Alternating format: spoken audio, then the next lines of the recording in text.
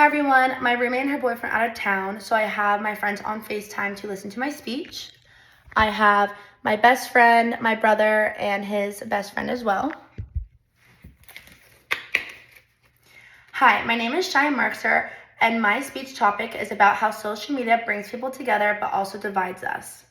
And I think a question we all ask ourselves in a lot of different situations is, does the bad outweigh the good, or vice versa?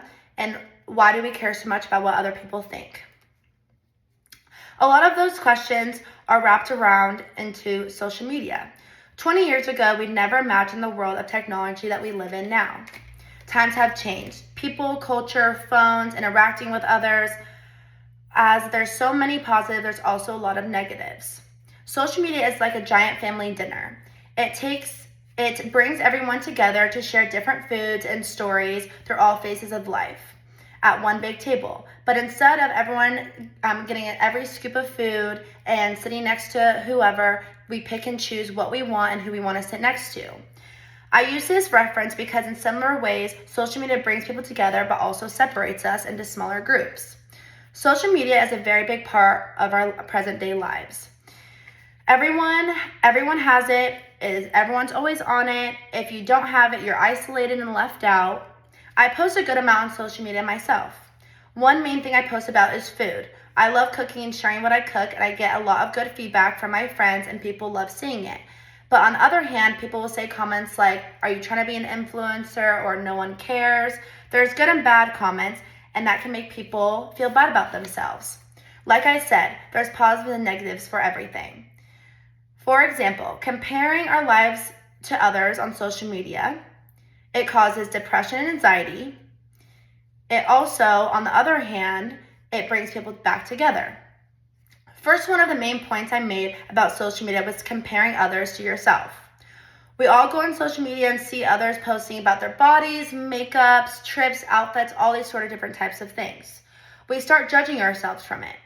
From an article called Understanding Social Comparison on Social Media from the Jed Foundation, it states the tendency to compare ourselves to others is natural, but in this case, having the tendency to notice people on social media who we judge as being better than us is in key ways often as a negative mental and emotional health impact. We compare likes and comments as well, creating a false life on social media.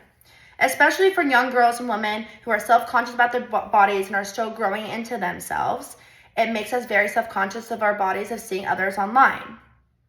From another article, it states, negative self-comparison is as common for girls and boys and makes our vulnerability to our poor body image. The second main point I made about social media, it causes anxiety and depression. Social media is still newer to this generation, and more information is coming out about how it affects our mental health.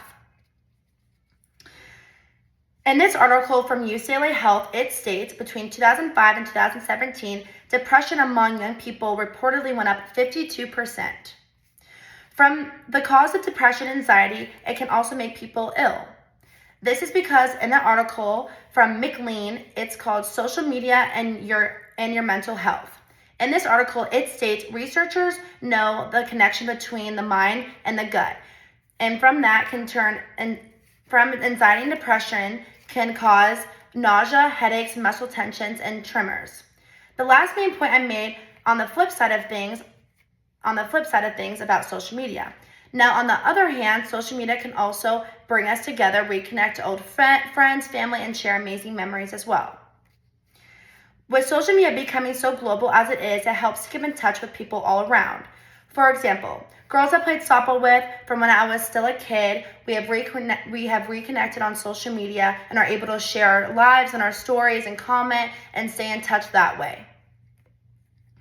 From an article called Cabo, named 13 Positive Effects of Social Media on Our Society, it states social media is also an easy way to nurture existing friendships with family and friends who have moved away, send messages, share photos, and stay in touch.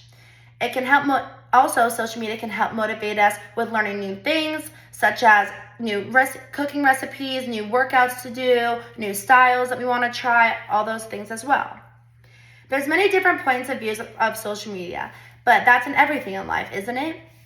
There's a good and bad everywhere we look. I think I'm an old school soul where I hate when people head through a screen or don't want to go out or interact when we have this whole world that we're able to go out and see and live. Let people be whoever they want to be. Judging isn't getting us anywhere. I think it all wraps back to my question from the start. Does the bad outweigh the good or the other way around? We all get this one life to live. Who cares what anyone thinks? Wear what you want to wear, go where you want to go, travel, go see the world, post what you want to post. Everyone is beautiful in their own ways. Live your life how you want to live. We're all supposed to be different, and that's what makes our world so unique and beautiful. Thank you so much, and thank you to my audience.